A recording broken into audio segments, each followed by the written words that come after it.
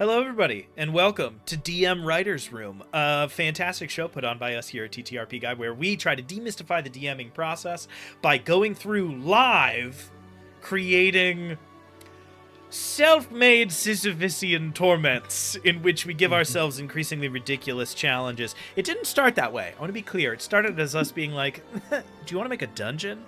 And now, increasingly, we're like, we're going to make a whole adventure in 3 days. Just sort of increasingly. Going around the horn here, I guess we should start introducing ourselves. It occurs to me some of our faithful viewers are newcomers here. My name is Ethan Kipp. I am sort of the, I guess, impromptu brain behind this show.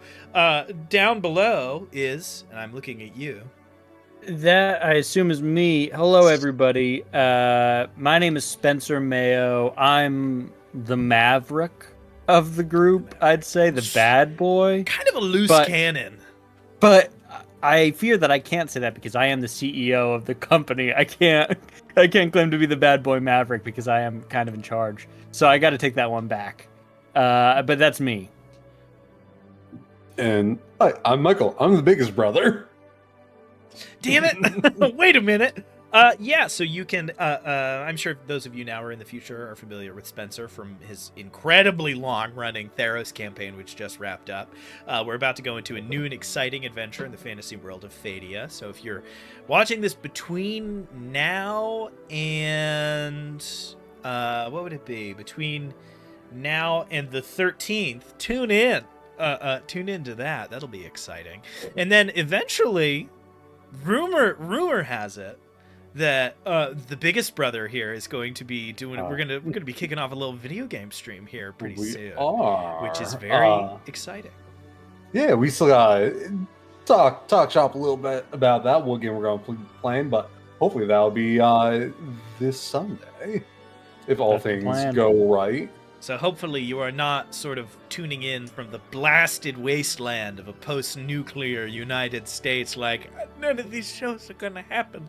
Hopefully you can. So today we are going to do something, there's a reason that I introduced it by saying that this show is sort of a self-created kind of Sisyphusian torment. We've put a real challenge down for ourselves. We have rolled up a merry band of 4 adventurers, and we are going to try to make a set of 4 big villains connected to these characters to sort of play foil. The goal here being to sort of replicate what a GM will have to do when the party rolls up their characters and you don't have a pre-made adventure you're trying to run, or sort of a big concept in your head that your players have made characters to tailor to, right? It's, you didn't say, we're doing a big vampire adventure, and your players rolled up a bunch of Van Helsing simulacra. Instead, your players roll up characters, and you as the GM put on your world building hat and sort of try to make it happen. We are going to be starting with the villain associated with Nures Ron. I will try to cut off a slice of that, and we can get this party started. Sorry. The Nures Ron is an Azimar. They are a artificer. They are level 3. They are the lowest level sort of character that we are going to be interacting with. They are an alchemist. So they are an artificer alchemist they are an Azimar artificer alchemist. Fun, I suppose. Scrolling on down for other important information. This was all randomly generated using just the D&D Beyond functionality to truly randomly generate a character, which is also why this artificer's highest score is wisdom. So this is going to be a short-lived campaign, like, for sure. Okay. Moving on over to description, they have the investigator background. You've experienced at gaining access to people and places to get the information you need. Interestingly, they have perception, insight, and history for their proficiencies. So they are not an investigator in the sort of detective sense, but more in the kind of Columbo, just one more thing kind of thing going on, which is pretty great. Personality traits, they have morbid interests and a macabre aesthetic. Their ideal is obsession. They've lived this way for so long they can't imagine another way. Their bond is, everything I do is in the service of a powerful master, one I must keep a secret from everyone.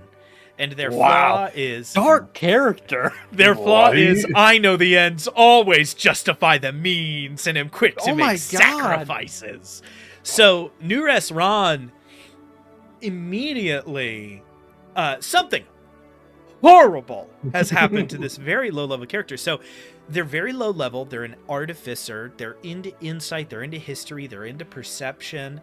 They have this sort of powerful master that is a secret.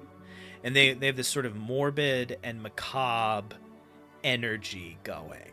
They have alchemist supplies, calligrapher supplies, disguise kit, thieves tools, and tinker's tools as their tool proficiencies. They took tool for everything. So this is a real craftsman. My first instinct is our first bad guy is like a corrupt guild leader. Yeah, it's whoever this person's master is. That's for sure. Oh, interesting. See, I wasn't sure it was the master. I just figured it was whoever's in charge of like the local guild. Because this is our lowest level confrontation. I was imagining that maybe this artificer is like coming to blows with somebody who's been kind of a long-term adversary. And I was trying to think of who would build up this sort of very dark character who has had to like swear themselves to somebody else. Do we have any other ideas kicking around? I mean, that's my obviously pretty mundane, right? Very, first book of a fantasy series that ends with you fighting God or whatever is like the local guild master's corrupt, and then cut to our level 12 character and things have gone off the wall. I think what my angle would be is if we wanted it to be the person who is this person's master, it could be a guild master or a powerful noble, etc. Somebody who's not powerful in the physical or magical sense, but is powerful in influence and wealth. Gotcha. So they are making this person with this logical ideal do terrible things to advance some goal. And the threat is I've hired like bandits and animal trainers and wranglers and stuff to protect my estate while I'm getting this thing done. So your job is then break through the defenses, kill this person to free this logical creator from having to do these terrible things.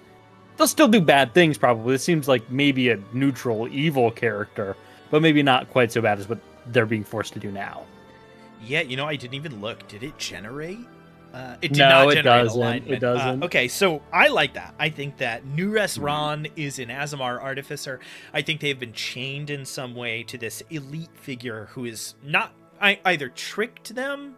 I think maybe tricked them into evil acts. I'm looking at this flaw. The ends always justify the means. I think that at level 1, they were like, I'm working on something for blah, blah, blah, like my master. And they were very vague about it. Over the next, we fought a couple of gerblins and we started to learn that there was some dark and nefarious happenings here. And now Nures Ron needs to sort of liberate themselves from this increasingly terrible thing. I'm curious how the investigator background, I think that maybe that just tells me that whatever it is that they are working on either has competition or it's investigator.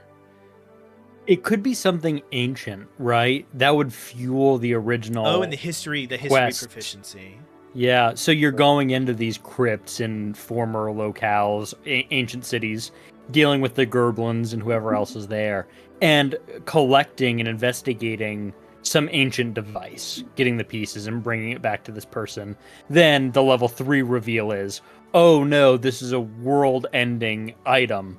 We need to stop this guy's name. Well, I don't know what it is. It's something so long. No, I think that's great. History. So our sort of history investigator connect here is that it is tied to ancient items. Because that also gives us an excuse for this character to be able to go out adventuring. So when everybody rolled up their characters in session 0, this person came with this and they were like, okay, interesting. So you like have to delve into these dungeons. You're kind of a, like a Lara Croft character turning these things over and working on the project, right? You're also doing some sort of artificing as a part of that. Okay, cool. Google is pretty convinced that I'm talking to it today. And I'm gonna need fun, it. so fun. Google. I'm gonna need it to cut the shit. All right, cool. We're moving at a pretty good clip here. I want to name this person, and I want to give this person a little bit more. Also, New Ron does have proficiency with firearms. Oh, nice. Why So won't that's he? something we've got to sort of factor in at some point. They can use a gun if they wish to. Their magical their features and traits don't really align with that too much. I did want to add an additional bit of difficulty here to our already very difficult task, which is we could set it in Fadia. We can make some stuff true about the high fantasy world that we make on the fly. Okay, so if that's true, I think that So guns are in Fadia. Awesome. no Guns, I think, are an ancient relic of the past that can be discovered and assembled. Yeah, okay, so because we have this artificer character with firearms proficiency, what they're doing is rediscovering. I don't want it to be a gun. I think gun is kind of played out. Unfortunately, anything that Critical Role has touched too much, we just have to leave alone. I think it's a fucking cannon. Yeah. So earlier than the gun, right? The cannon predates the pistol. Oh, I think that an ancient technology that existed in Fadia for some lost peoples, it's up to us who that is the cannon. Is large artillery that can be created at that scale. It's never been miniaturized before. Maybe at later levels, New Ron is going to start thinking about that, but not at level 3. Sure. You said cannon. I was thinking rail cannon. A rail gun. My first thought was laser. Like an arcane laser. Hmm. that they're Cannon, utilizing, rail but- cannon, laser. Okay, so technological thing that does force damage. Yeah. Exactly. So I'll put force damage artillery, and we can hash. Well, actually, this is one of the few things that kind of, I don't know how much this can turn into. We could make sort of a huge adventure for 6 levels if we wanted to. This might be our least sort of publishable one of these we've done in a while. Yeah. Yeah. I think our best... Oh, name. We got to name the bad guy. But I think our next best move would be move to the next one, the next one, the next one. Yeah. And then circle back for polishing and connective threads. So this is an elite person with a fascination with history who wants to rediscover this artillery, but they either A, aren't clever enough to do it themselves, or B, are completely untrained martially, and so cannot go do it themselves, right? They are wealthy and have the money and the interest, but they do not have the skill set. That's all we know. We also know that they are from the same place as someone named New Ron. And and it hasn't come up so far that New Res is an Azamar, but I don't think it needs to. I think we're pretty good there. So, I mean, clearly research, somebody who's interested in history, you're talking people who are studying, so there's schools, universities, colleges.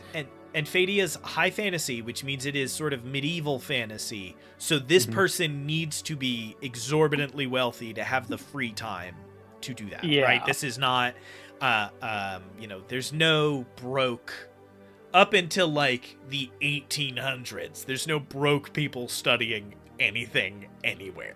So I'm gonna put something together here that I know is gonna come up later.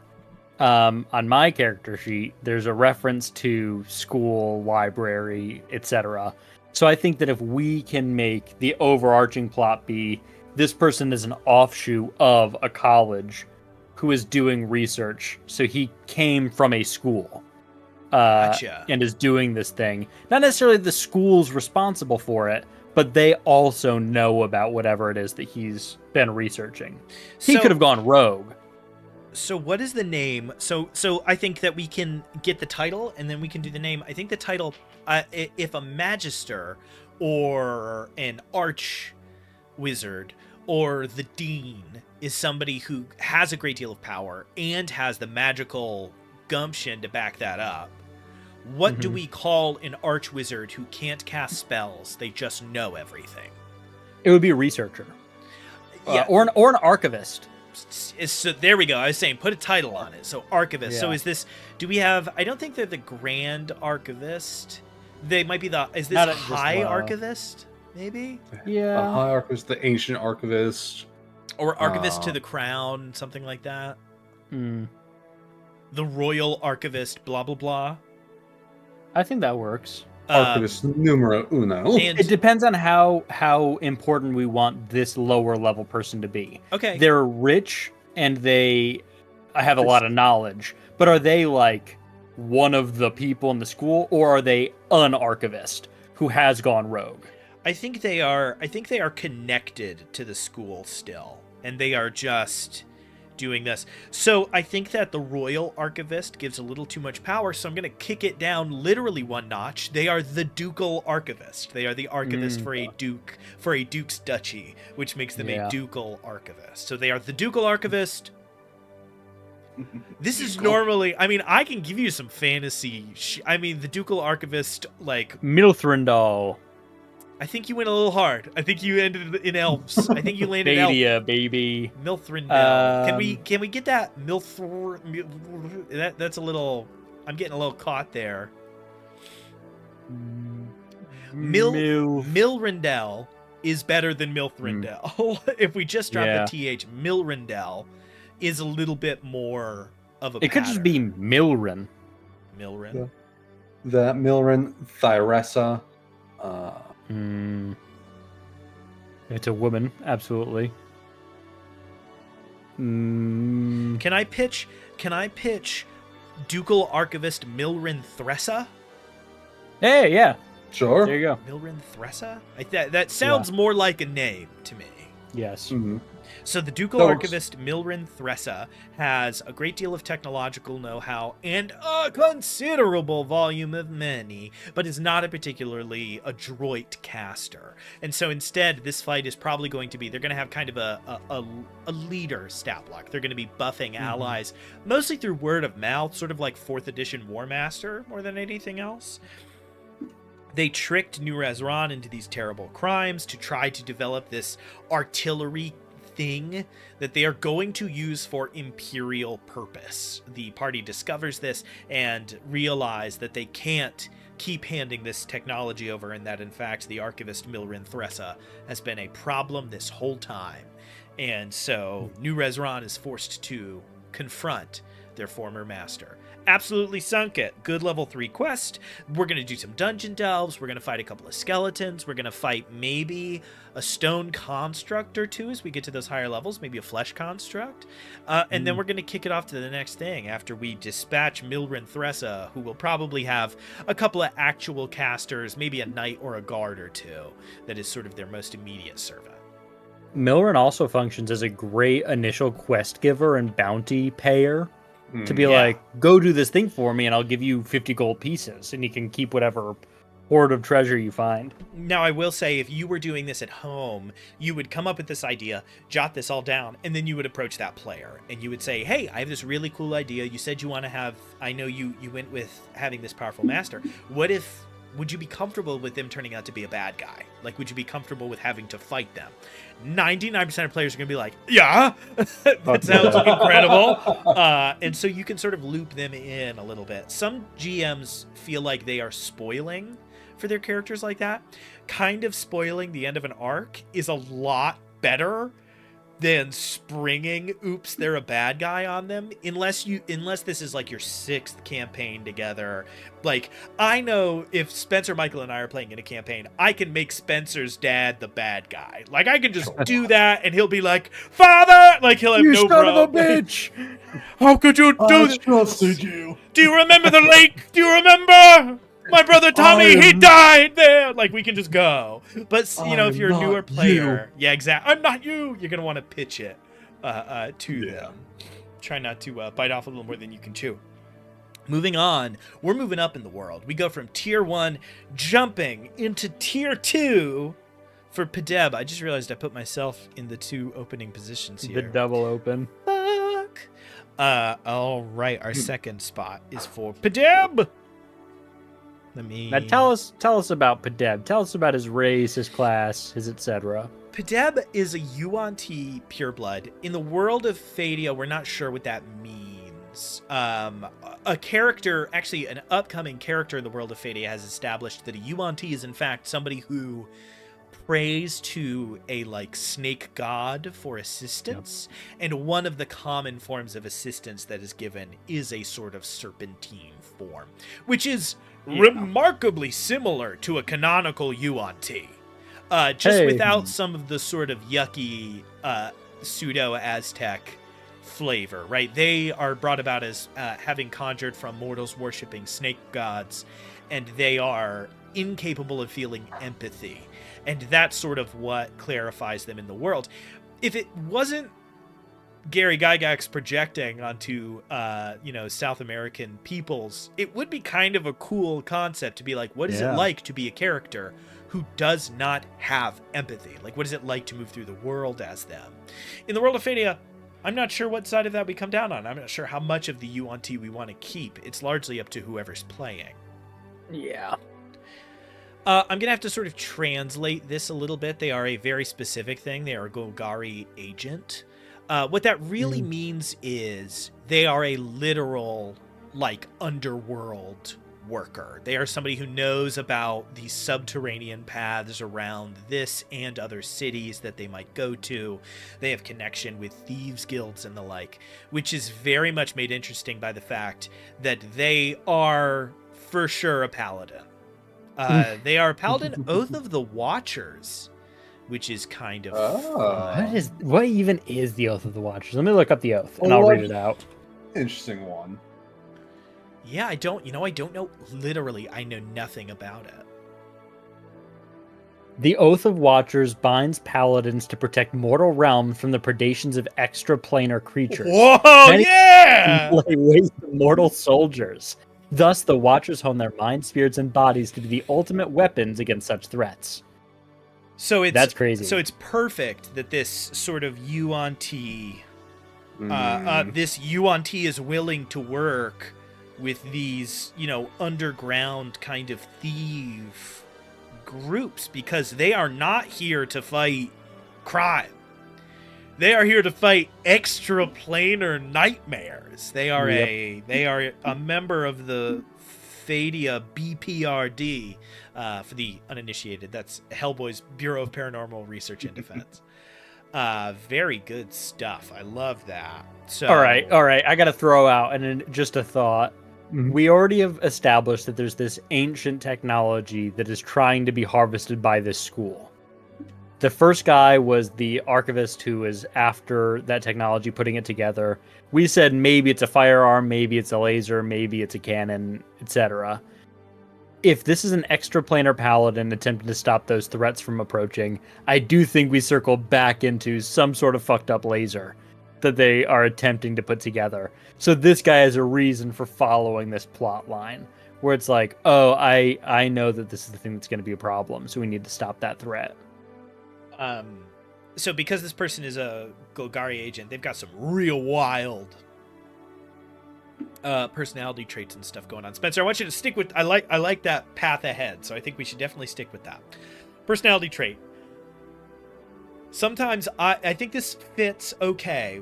No, I think it fits well with the strangeness that I'm getting from the Oath of the Watcher. Personality trait. Sometimes I give voice to the whispers of the rot, which I hear but no one else does. So I think we know the name of this entity that this person is sworn against. It's the rot, whatever that is. Ideals: live and let live. Meddling in the affairs of other guilds is a great way to get squashed like a bug. Perfect, right? This person has a bigger fish to fry. They're worried about this very specific thing. This is a classic case. Spencer made a really good TikTok a while ago talking about why it's important not to give your character a concrete goal, because they're going to achieve it. And then you're going to be like, what do I do? So what is Padeb going to do when the rot is banished from the world? It's a goal versus a dream. Yeah. That was the thrust of it. Goal is achievable. Dream is something you constantly strive for, a la One Piece. Bonds, I found something in the sewers that must never come to light. We can kind of stitch that. Flaws, I can't help but pocket any trinket or coin I come across, no matter how worthless. Cool. Ooh, a good connection with the Underground Thieves Guild and stuff. Yeah. So we've got this. So we know this person is like got some Thieves Guild connections. They're against this thing called the Rot. So obviously we have, I'm thinking of perhaps most famously Explicitica Defilus, the one that was, worshiping the snake god.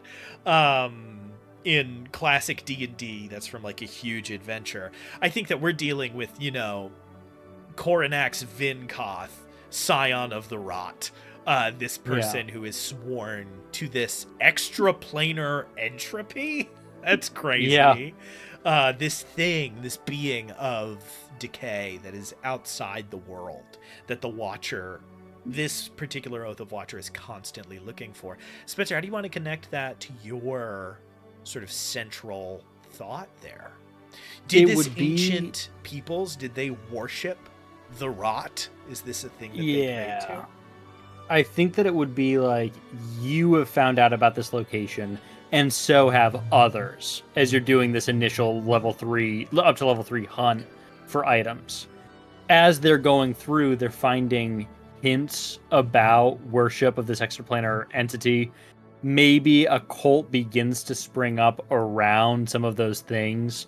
Maybe them entering the dungeon released a spirit or some sort of entity that is influencing one of the major cities in the area, who's now built up that cult then free it. As a GM, if you're taking the time to do all this work, I personally would have the first item they gave over be the thing that causes this problem.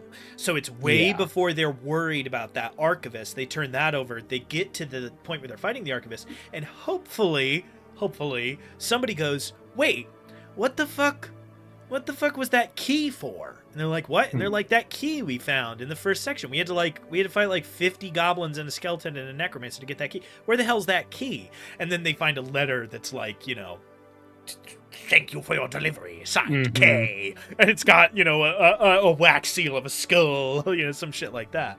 That's personally how I would approach it, right? Make it the first thing, and then you can loop back to it, and it's pretty satisfying. So they're a servant of the Rot. They're connected to these ancient peoples. Do we like the idea that this civilization worshipped the Rot? Did the Rot destroy this ancient civilization? Did this ancient civilization try to steal the Rot? Well, it helps me know what the item is, which helps me know what this dipshit's plan is. It might be better if the ancient civilization attempted to lock away the Rot, thus the key. So they have this key here. Somewhere else on the continent is the vault that will open up for it.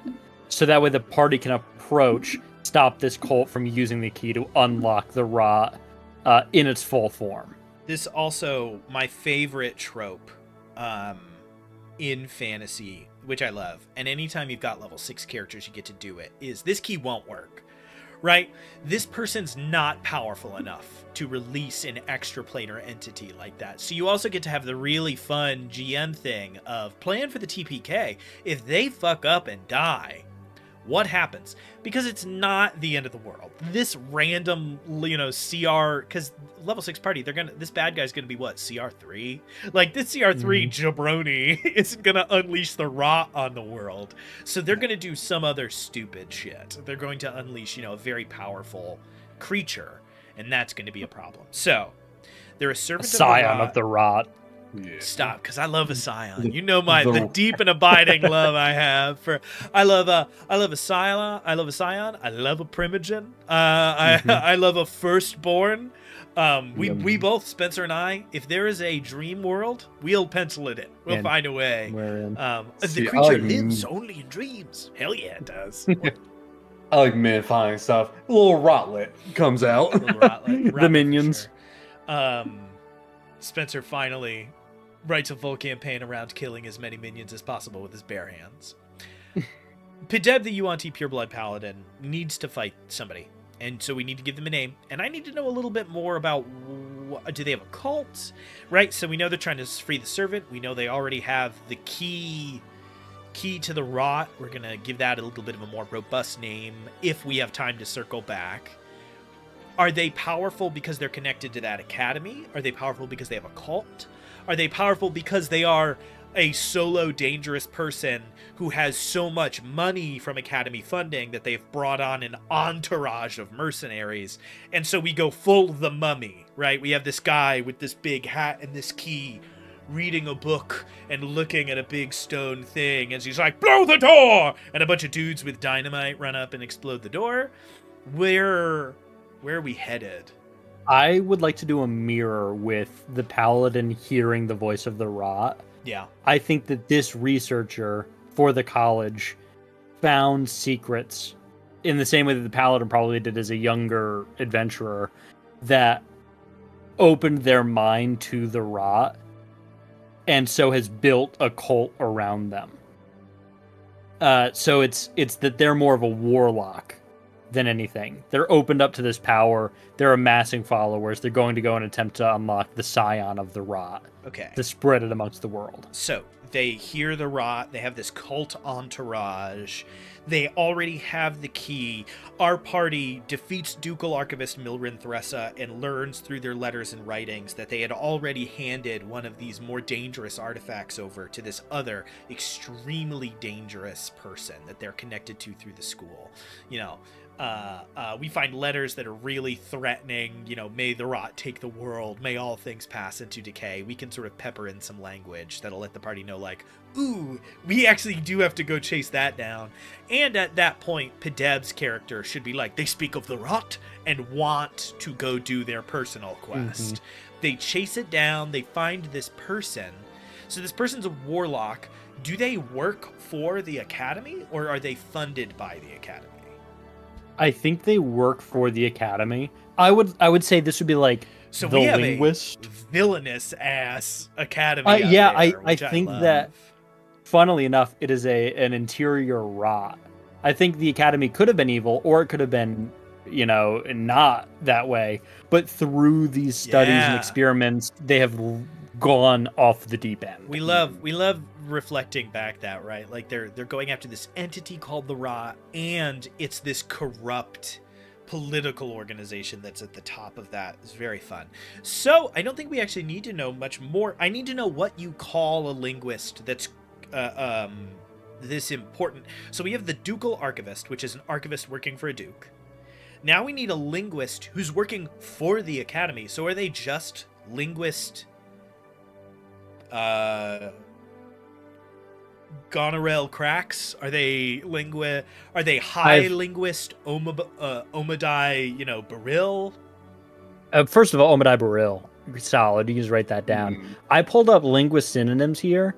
We've got some pretty sick sounding names. We've got grammarian, interpreter, lexicographer, philologist. You're really gonna have to polyglot. Grammarian goes so hard. Grammarian's so good. I agree. Sorry, we've talked before, for those watching now and in the future, once you unlock that fantasy name brain, it never goes away. Grammarian Omadai Baril, incredible. Yeah. That guy's got a snake name. Yeah, Omadai Baril's got a snake name, big side. This is the Changeling. They are a servant of the Rot. They have the key to the Rot. They have this cult. This cult is actively has open wounds and stuff, right? They are embodying decay in this way. I think that's all very exciting. Omadai's a walking corpse, probably. Yeah. It might not be a good idea if your party doesn't have sort of a natural tenacity, but it might be fun to seed that some people think Omadai is a lich, and you can uncover that they are wrong. It is just that they are so rotten that they look undead, and the magic that they can cast isn't. Something that, if your party is really into the pillar that is, exploration and mystery solving, it can be fun to have one of the things that they're trying to do be figure out what Omadai can do. Right? Yeah. What are their powers? They're going to think that maybe they're a wizard, maybe they're casting spells. Are they a lich? If so, we have to be really careful. We can't get into a straight up conflict. They can find out they're a warlock. They are undead, right? They aren't a lich. They are being kept alive by the Rot. which is also what's killing them. And so we can sort of, that immediately in my GM brain is like, okay, so if we can sever their connection to the rot, they die. How do we sever Omadai's connection to the rot? Might be able to kill this dude without ever even facing them one-on-one. In which case you can set up, hey, it's going to be fucking bad. If you try to kill Omadai in person, it's going to be bad, you know? I also like the idea that the paladin in this quest can be pushed in the direction of accepting power that he shouldn't, and in so doing takes on some of those signs of the rot. Sure, if he takes on enough, lose a little bit of goodness. Yeah, you take on too much, you've sacrificed your paladin. You're an oath breaker or whatever. Yeah. I like the idea that one of the things that the rot values is that in decay there is something, the strongest thing comes out on top. And so it'd be very fun for our paladin, for Pedeb, to think that they are, you know, warring against the rot, only to discover that as far as the rot is concerned, 2 of its champions are jockeying for position. Like, it doesn't view them as distinct from each other in any meaningful way. Could be kind of interesting. The fact that Pedeb has sworn an oath to kill the rot, maybe the rot doesn't really It's still care. the rot. Yeah. That's pretty cool. This is when you would definitely need to talk to your player about, to be like, you are an actual paladin of the rot. It's just you've taken the anti-oath against it. Yeah. So the power's still coming from a similar spot. If you wanted to integrate it to that degree, you would have to offer. The non-offer version is you just have the rot continue, just approach them at every corner, and, you know, wait until those moments. When people start to drop in combat, they hear the voice of the rot fills their mind, and, you know, says this does not need to go this way. Power can be gained. Very good stuff. Okay, we're ready to move on. All right, so that's me. You fight Ducal Archivist Milrin Thressa with Nures Ran. Pedeb takes on grammarian Omadai Baril, servant of the rot. They are slain. They fail to bring the great scion of the rot forth to attack the world. And what intrepid hero meets their daring nemesis next? Up next, we have Agnemine. Agnemine, first of all, I need to tell you about the stats here, because it is interesting. Oh no. Strength 18. Fuck. Oh wait, let's pull back. Yoked Bard. as hell. Oh no. Strength 18, Dexterity 13, Con 13, Intelligence 13, Wisdom 15, Charisma 15. It random rolled some tight stats. So that's Agnemine, the strongest bard in the world. Yoked as shit. First of all, Agnemine is female. I'm going to go with that. Agnemine sounds more like a more feminine name, so that's easy. Proficiency-wise, first, so they're bards. They're semi-proficient with everything. But true proficiency, mastering, is animal handling, arcana, history, insight, investigation, and medicine. Wow. Now, the thing that I was latching onto before is bonds. I work to preserve a library, university, scriptorium, or monastery. Do they work for? I think they work in this rot university and likely has not been influenced in the same way everybody else has. So so that's a fun moment when Pedeb realizes that this is their like nemesis, and Agnemine is like, wait, I know Omadai Baril. Like that's crazy. I've met Omadai Baril before. I also do I wanted to bring it up at the end of last description, but I didn't have time. I do want to shout out to, in the future, if you come back to watch, the viewer who left when I said the name Omadai Baril. The viewer went, shout out. I'm done. That's enough fantasy for me. If you come back in the future, I want you to know you got a chuckle out of me. You were like, that's actually too much high fantasy. Click. I love that. That's the problem with Fadia. Fadia is true high fantasy. We got to lock in on that. So that's the bond. Personality traits. There's nothing I like more than a good mystery. I'm willing to listen to every side of an argument before I make my own judgment. Pretty solid, pretty solid. Ideals. Logic. Emotions must not cloud our logical thinking. And flaws. I overlook obvious solutions in favor of complicated ones. This is an academic through and through. This is a bureaucratic academic who works for this place, and is likely trying their best to do the right thing. Through these first 2 arcs, the party will have discovered this school is evil. There's something terrible going on. Or at least there's this through line of corruption. Yeah. So now it falls to Agnemine to be the woman on the inside try and take out that rot. What's our bard subclass? Great question. Oh, and Tiefling. I didn't clarify that. Oh. Tiefling's big. Tiefling's good. Yeah, Cool. pretty big. We know College of Lore. We know perfect, absolutely perfect for that library background. Yeah. Tiefling is interesting. We don't really know how fiends work in Fadia, so by extension, we don't know how a tiefling works. It's something. So the first thing I want to sort of elevate, I'm getting a big emotions are the enemy grounding, and then this high strength and dex. Unironically, I'm getting a like the body is a temple, the mind is a temple. Monk. You know, as books are to the brain, iron is to the body. Like somebody who's just really disciplined. Can I make an offering for the Tiefling lineage here? Yeah. I think that it would be super cool to do a take on the Changeling. I think somebody has made a deal. It can either be the person or the person's parent or their grandparent, whatever. They've made a deal with a fiend. The fiend then says, you got it. You're done in 5 years. When that person dies, they are replaced by a person who slowly begins to show the signs of a tiefling, or their genetic bloodline is altered by the demonic presence of this contract.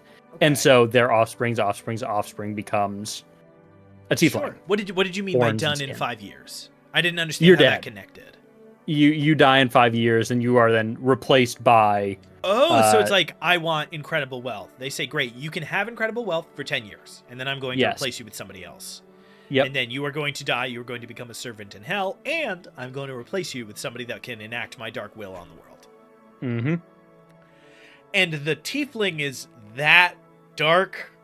Ancient? And that's why I said maybe it's not that, because it gets a little bit more difficult to be a tiefling player. I think it should be your ancestor or you made a deal with the devil to do something, and now you are made into a tiefling, or your offspring is made into a tiefling. Can I make a because I don't want us to just be doing the same shit as D&D, as wizards.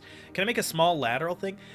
You become a tiefling if you break a contract. That's fun. That is the punishment, is you are stricken with a fiendish form. I like that. And it's congenital, like it passes. Yeah. Now your whole line is tiefling. And we can add a curse element to that. It might be fun. Like, do tieflings not live very long? Like, do tieflings die when they're 50? Fun. And so it's like you do gain. I think it's funny to imagine that a devil's idea of a punishment would still give you power, right? Because tieflings get some cool shit. You just also die when you're 50. Like, you have half the life expectancy of a normal person. Could be kind of fun. That is fun. An anti-elf. Yeah, for sure. Yeah, no, very much so. An anti-elf. It's funny, you know the saying, your name is Mud and all that. Goes back to the guy that helped Wilkes Booth and all that. John Wilkes Booth. Yeah, your name is Mud relates to that. One of his accomplices was James Mudd, I think was his name. And so, so when people say your name is Mud, they are referring to your name's like dirt. They're saying it's like your ancestors are the likes of mud. That's crazy. The sentence that is stuck in my life is you are punished to live a half life in a half form. Is the sentence that is sort of emblazoned for me on this. That's fun. You are half a devil and you will live half a life and you will die young and so will your children. Pretty good. Michael, what was your connection with them? Oh, just the ancestor, just the liking back to that. In terms of saying your name's Mud, people to these people would be like your ancestry is tiefling. Yeah. Your oath is warrantless. Your ancestors were liars. Yeah. Oh, come on! It's right there. This is good. right We're there. rolling with this. Yeah, and like tiefling could mean like liar's son, like Tief or Tiefel could be like old common for a liar, and so you are a tiefling. You are the child of a liar. Pretty good. That's so cool. Okay, cool. All right, so you will live a half-life in half form. We love all of that. That's mainly just sort of character stuff and us learning about the magical world of Fadia. Sure. It does prime us a little bit. So who's the bad guy here? Right? Who is this person going up against based on the information that we have? It sounds like it might be somebody connected to the library if we are sort of moving our way up. This is where we have to make a choice. Are we trying to carve a swath of corruption out of an organization? Or have we discovered, or is our plot, hey, you are all connected to this organization? You know, we had a session 0. The party said, this is all our ideas. The GM comes back and says, this is my idea for the campaign. You are all part of this organization. Is the next sentence, there is a through line of corruption that we will spend this campaign cutting out? Or is it, we will discover over the course of this campaign that you all have tied yourselves to a truly nefarious organization, and you will be left, you know, basically with no choice but to burn it all down. It's hard because my first thought is like everybody at the top is evil. They've all been influenced by the rot. They've drunk upon the Kool-Aid and are now influenced, and you have to get rid of them. By the time the campaign is done, the party can then replace the upper echelons of this organization, right? They're going to be like level 12. They should take over. New Rezran is the archivist. Padeb is the grammarian. Agnamine becomes, you know, probably the head of the library. Yeah. Hunk. We'll see about that. We'll see what fucking Hunk is about. That's right. Our little spoiler for ahead. Our level 12 character's name is Hunk. So we'll see. Spencer, what you about to say? I think that makes the most sense. It's the most satisfying is to be like, the upper echelon is rancid. You need to get rid of them. Do I think that... So it is a through line of corruption. It's just that corruption is permeative. People. Right? Yeah. So all of these like lesser folks, a lot of the sort of co-workers of our people, or people they're just connected to, right? New Rezran and Padeb are both not formal members, although New Rez is like a contractor. Padeb is not a member. They are just a UNT hunting the rot. You know, these two are sort of more connected as we go up. So it sounds like then we're probably taking on the librarian. Yeah, I would say, depending on what our next arc is, I could see flipping the level 9 and the level 12 and saying Agnamine would be the next level up, and it would be the head of the university. But I don't know what Hunk shit is going to be. So it's hard to say. I would say right now, we'll say it is the head librarian. If we get to Hunk and we say it's not as satisfying for Hunk's villain to be the final one in the campaign, then we'll flip it and we'll say... This one is the head. Same treatment for linguist. I would love to hear if there's some out-of-date terms for librarian that are a little stronger. If we could hop on thesaurus.com. Let me see. Librarians. The librarian is not bad. I'm just wondering if there's something juicy. If there's, because we're trying to really nail this high fantasy angle because we're in Fadia, which is this, honestly. Curator. Curator. There we go. It's good. I was thinking like lore keeper. Lorekeeper, Curator, Custodian. There are some options there. Pretty sick names. Curator and Lorekeeper are both very good. We can sort of progress thinking about that a little more. I will say Fadia is in fact high fantasy to the point of almost Discworld. Like, we get a little silly with it because of the severity there. So we've got Curator or Lorekeeper, blah, blah, blah.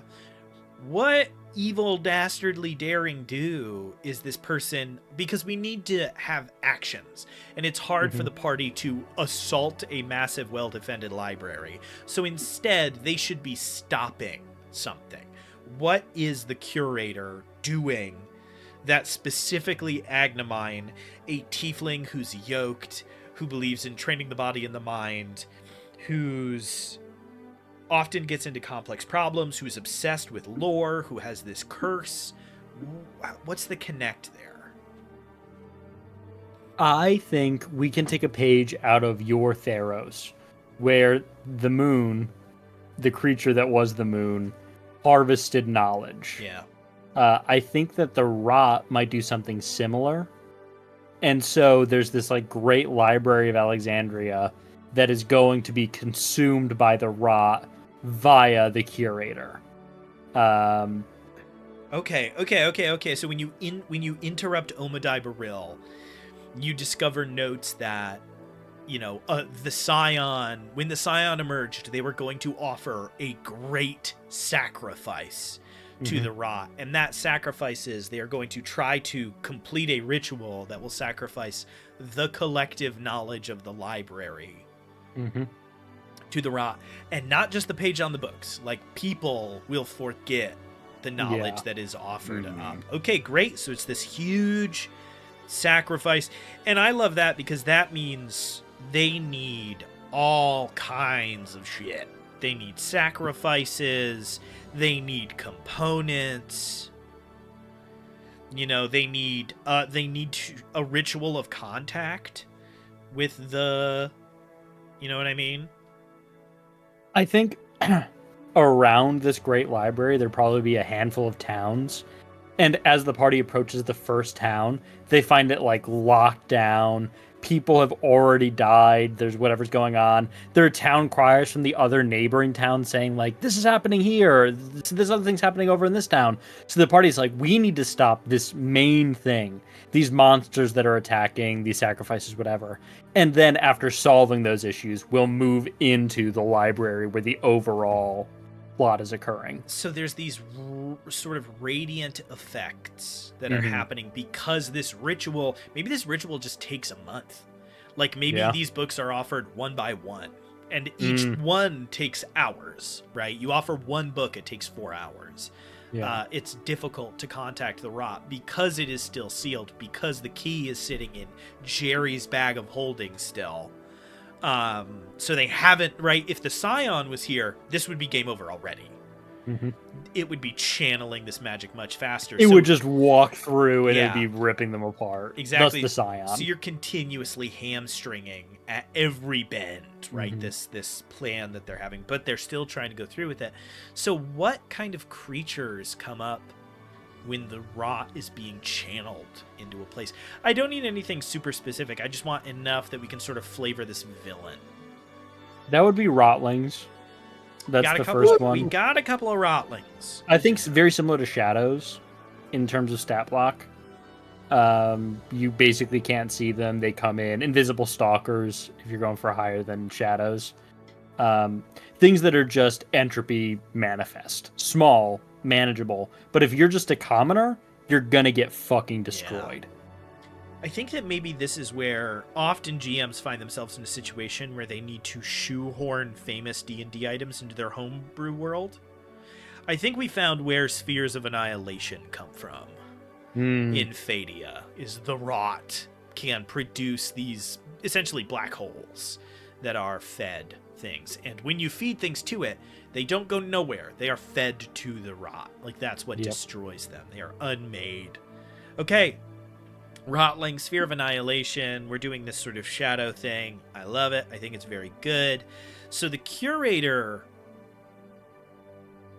in a way that the Omadai Baril is sort of a warlock, it feels like the curator might be a cleric. I could see cleric, or I could see wizard. Or conjuration wizard is the other like main line. Do we have?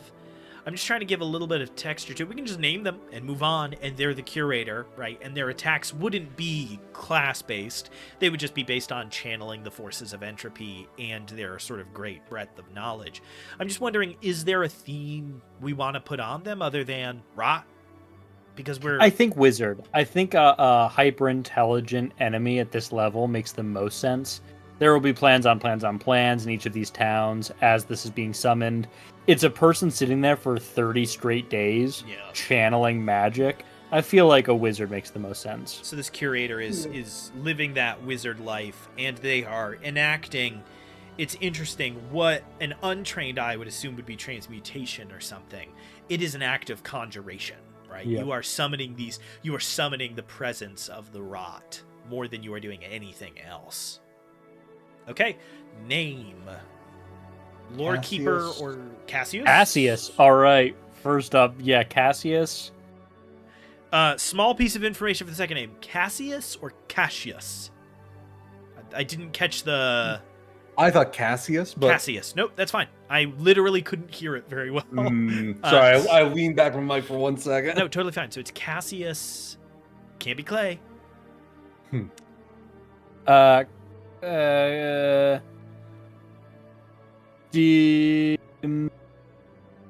I always go fucking Elvish. I was about to say Dimthriel. You hit Elvish pretty hard. This person could be an elf. I'm fine with that. If we're trying to not go all Thez and Luz, I think, we're sort of got some Roman flair there. If we want our human empire to sort of be our stand-in for that, they would be, Cassius Andricus or Cassius Omicus, right? We have that family name ending. If we want them to be elvish or half elvish, I didn't have a problem with Cassius Fethriel or something. We'll let people know, hey, this person might be a couple hundred years old. It cues that up, which is helpful. I like it being an ancient last name, and being like, yeah, this is an elf. They've been around the block for a long time. That's why they are this curator. Fethriel, Thorlin. I'm getting like a right? I'm trying to capture scope. Right? They are in charge of this big fucking library, right? Like, they matter so much. You're talking about like 9 towns and villages are being destroyed by their influence. So it's Cassius Thordrian. Cassius Thordrian. There we go. So, Soldrian, Sulfarian. Write down Sulfarian for our next enemy. Okay. I think that's good for the next one. I think Thordrian is nice and crisp, and it connects enough to Soltharian that I think that maybe we can put in the question of how old exactly is Cassius Thordrian? Like, are these two directly connected to this ancient people? All right, I think we simply must move on. It is 7:44. 8, 8:15, 8:30? 8. All right, it's time to do this dang thing. We got the level 12 character coming up. We all know who this person is the adversary of, and it is, of course, Hunk. And we know that somewhere in their name, Soltharian makes an appearance. Talk about Hunk. Hunk is a water genasi cleric. The least Hunk kind of class there is. Really didn't see Water Genasi Cleric for Hunk. No, me either. So yeah, we have him. He is a life domain. A classic cleric, very fun. Yeah, very classic. And the opposite of the rot. Yeah. Yeah. And I'd say his stat roll is pretty good. Strength 13, Dex 15, Con 16, Intelligence 17, Wisdom 11, Charisma 13. Sorry, I didn't look at the stats for mine, and I'm looking at Pedeb the Paladin, and it is 12, 12, 13, 17, 13, 6 Charisma. Hey, wild. Whatever player shows up with Pedeb is going to get through the first 4 sessions, and then somebody's going to be like, is your fucking charisma a 6? Yeah, why do I have a -3 to my spell? There's going to be a hard mulligan in this campaign, 4 sessions in. Sorry, Michael, continue. No, you're good. This is just smart. So we really did build the smart crew here, the researchers, the custodians, etc. Yeah, we did. So let's get that background. Let's get those other background. traits. He is a noble. And then the detail or not details, the personalities I thought were fun. Personality trait, my favor, once lost is lost forever. He holds a grudge. Ideals, power. If I contain more power, no one will tell me what to do. Bonds, nothing is more important than the other members of my family. And flaws, by my words and actions, I often bring shame to my family. So there's a lot of family shit going on here. This is a brash, I'm gonna say young nobleman, water genasi. So this is a person who attempts to do right by their family, and in so doing does put a foot in their own mouth. Likely this other faction probably has some beef with your noble family. So there's some overlap there, right? Some sort of connection. It could be because we've made canon, right, that there is this elvish family. Thordrian and Soltharion are similar enough that I'm thinking that maybe they are relatives. Yeah. They're elves. Cousins, sure. Elvish generations, right, living so long. And then these water genasi. I'm wondering if there is a, really direct connection. Trying to avoid main character syndrome, but is the, high family of this organization, that worships the rot, do they have a long history of being at war or confrontational with this water genasi noble family that worship the life god? I could see that. I could definitely see that. It just puts us in danger of main character syndrome. That's the only thing I don't like about it, is we get to the end and then it's like, my noble house. It's a little on the nose. It's only acceptable because it is the last arc. Yeah. We don't even necessarily know that these people, they could be functioning under secret names. I right? think, yeah, this party's last arc is their level 15 arc, where they fight, Voradai Kylanar, the scion of the rot that finally escapes at the end of this arc. There's one more arc where they fight the rot or some version of the rot, for sure. We're closing out our personal stories. I think if it was a secret early on who the true leader of the school is, right? That's just something that they don't spread the name of. They call him by a fake name and his cousin by a fake name. So the reveal as you kill this last person is the name, right? While you're doing that last arc. So then you realize that there's a connection between your noble house and their enemies here. You go on and you kill this head person with the reveal that you are in fact helping your family like you've always wanted to. Oh gosh, that's good. All you ever had to do was believe.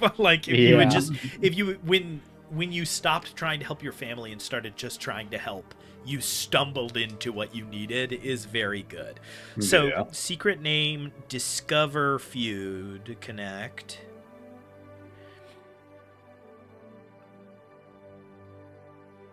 I like that. This person goes by, they have a title they go by.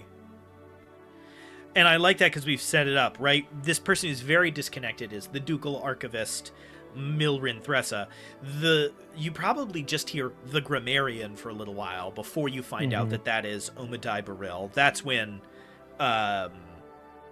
we hear that name, that's when Agnamine is like, wait, I know Omadai. I've read his books. I know who that is. That is a famous warlock. That is a famous... they are, famous. They work at the school that I work at. Then we run into the Curator, who we eventually get the name of as Cassius Thordrian, who is this, lofty character. And then finally we have... Pedagogue.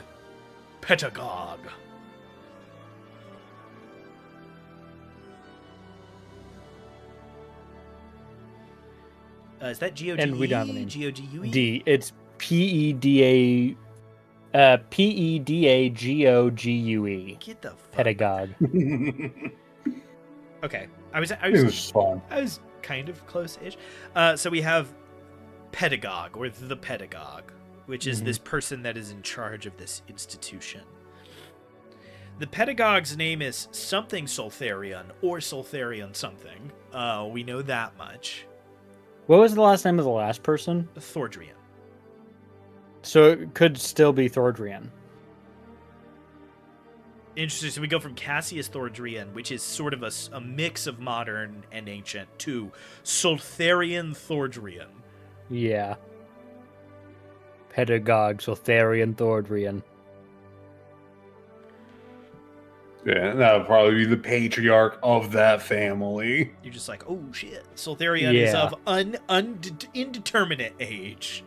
Yep. They are. Oh, I would love to. Let me pop that up on my The phone. first champion of the Ra, Soltharian. Champion, The first champion, so they are untouched by decay, right? They're immune to necromantic magic and damage. They don't age. Poison doesn't do anything to them. Pretty sick shit like that. Mm-hmm. Is there like a good like synonym to like bringer? The bearer of rot. Oh wait, yeah, like Typhoid Mary. You know that? Do you know what Typhoid Mary is? Yep. This kinda. Yeah, so there's Emissary. Yeah, so Typhoid Mary had terrible. It was a real person. She had a version of typhoid where it did not affect her. She showed no symptoms. She was perfectly healthy, but she could spread it. Yeah. And so there was countless outbreaks that were all because of her. In the end, I think literally this real person, I think she ended up like living out the last years of her life in isolation on an island because she couldn't safely be around anybody. Mm-hmm. There's Progenitor. Is Progenitor a little too chunky? Because that implies like literal first. Unless we want this dude to be, you know, a couple millennia in the pocket, right? There's Primogenitor. We already know where Primogen of Shadows has been on already one of our villains. True. Primogen we've used before. Primogen literally meaning like person of origin. I'm trying to think of another. I don't hate the first idea. I don't. I didn't want to. I wasn't being dismissive. For Emissary or for Progenitor? Emissary and Progenitor both. I don't dislike them. It's just a big implication. It means this person is... Progenitor means they are truly ancient. Emissary means they could be, you know, gives us a lot more options, but is less impactful than... No. Soltharian Thordrian is ground zero for the Ra in Fadia. He is... or they are... Soltharian is first summoner or whatever, first progenitor, first caster, first listener, maybe. We keep talking about the Rot as whispering to people. Yeah. Let me look up a synonym for listener. Yeah. We do like the Rot's, the envoy of the Rot. Oh, envoy's good too, because envoy is like first diplomatic figure, right? The envoy of a kingdom is the first person you hear from. So Soltharian Thordrian, envoy of the Rot, the one that brings the first word.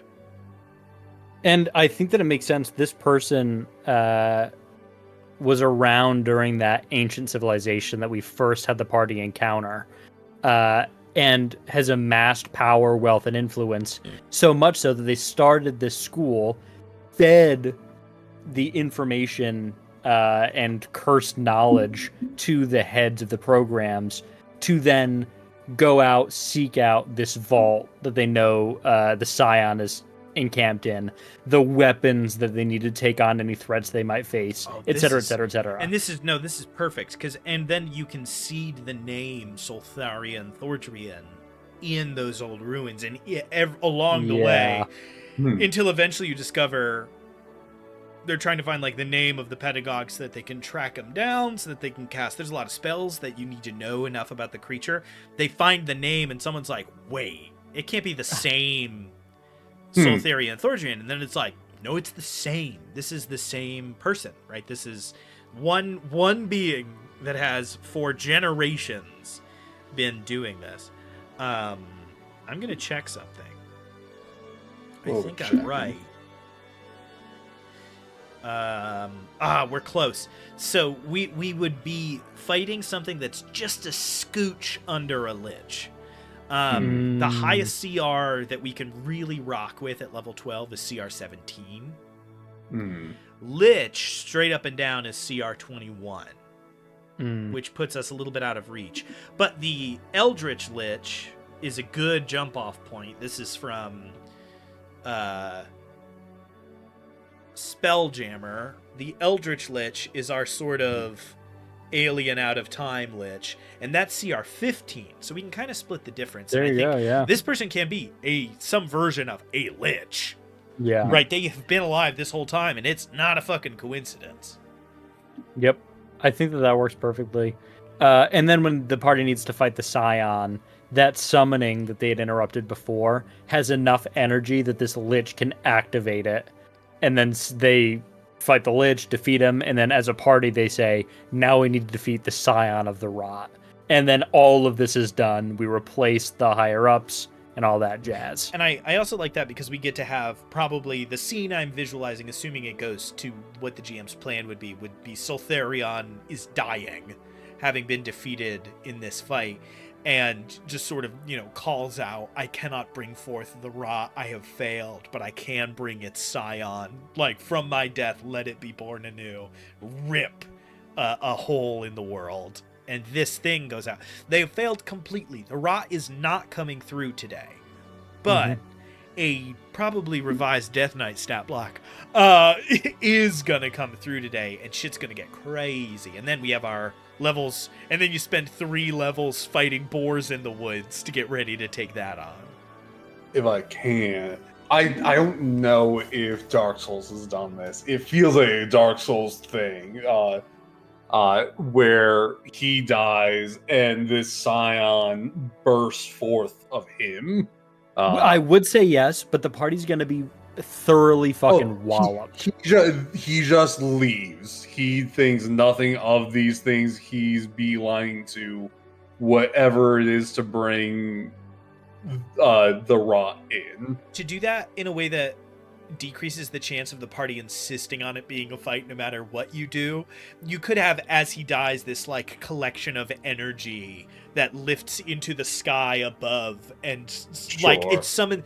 Literally love the idea. You just gotta summon him about 300 feet away, further than a longbow can go, and then you're good.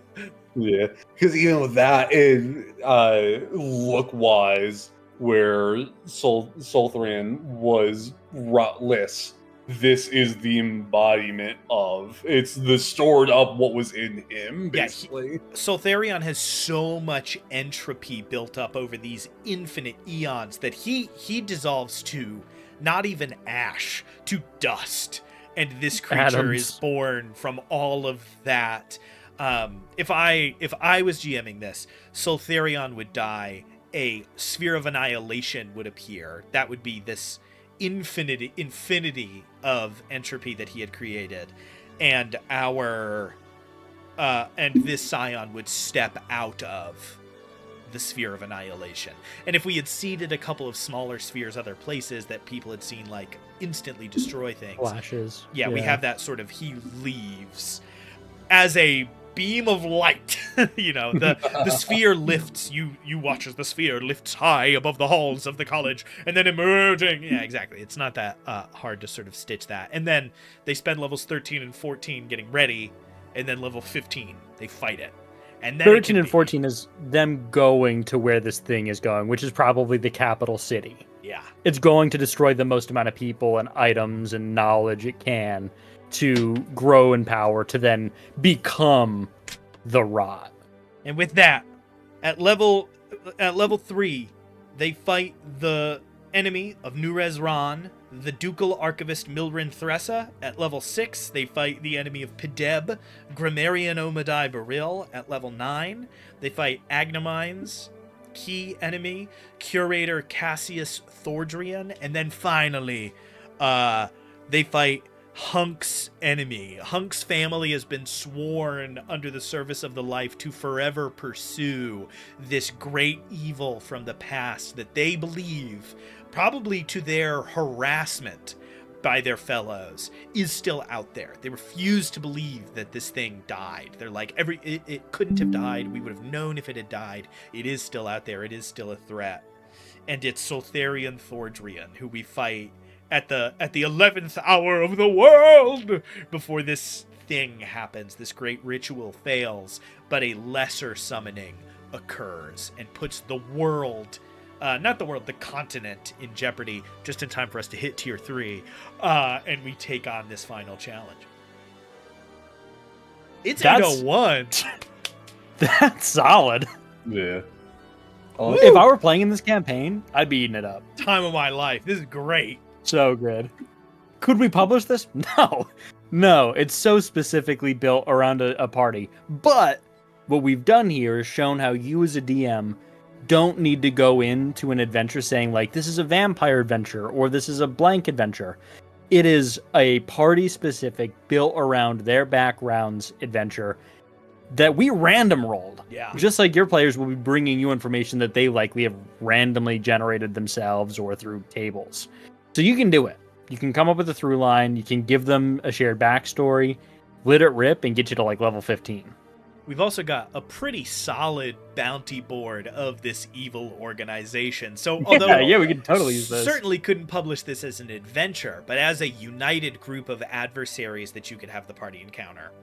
Mm-hmm. You know, this could Absolutely be seeded other places. Huge success. I do not know the closing spiel, so I'm going to have to kick this over to Spencer and I guess take furious notes so that I can do it next time. Thank you, everybody, for tuning in to DM Writer's Room. You can catch this stream same day, same time on our YouTube channel, TTRP Guy, which you're likely watching on this, watching now. We do that every Thursday at 6:30 p.m. Eastern Standard Time to 8 p.m. Eastern Standard. We also have an actual play D&D 5e podcast that is moving to Tuesdays. That's going to be Tuesday, 8 to 11 p.m. Eastern Standard. We are starting a brand new campaign, so you're going to be jumping in on the ground floor with all of us in our own world of Phadia, where we've built this adventure. The party's made their characters. I'm very excited. So please join us next Tuesday for The Party Makes Things Worse, Phadia edition. Besides that, you can subscribe here. You can follow us on TikTok, where we post memes and helpful advice videos. And you can follow us on Instagram as well, if that's more your speed. Otherwise, we have a published adventure, The Lich's Dollhouse, which you can find on DriveThruRPG. This closing outro is getting long. A lot of stuff going on. It is a paltry $3, and I believe we've given you $3 worth of entertainment just on this video alone. So please buy it, leave a review, and play with your friends. That's it, and we'll catch you on the next stream. At $3 for this, that's $2 an hour. We're at an hour and a half. I mean, come on. And if you this paid Sunday, $18 to go see Dune, you have to this pay. is Dune level. You have to pay $3. Side note, our next thing is, Michael had already brought it up earlier, Sunday at 7 p.m. We haven't really talked about that time. We haven't talked about that. We're going to call it Sunday. On Sunday, we're going to be starting our video game stream where us three are playing other games and we're hanging out. So please come join us for that. And that's it. Woo! All right. See ya. With that. Bye.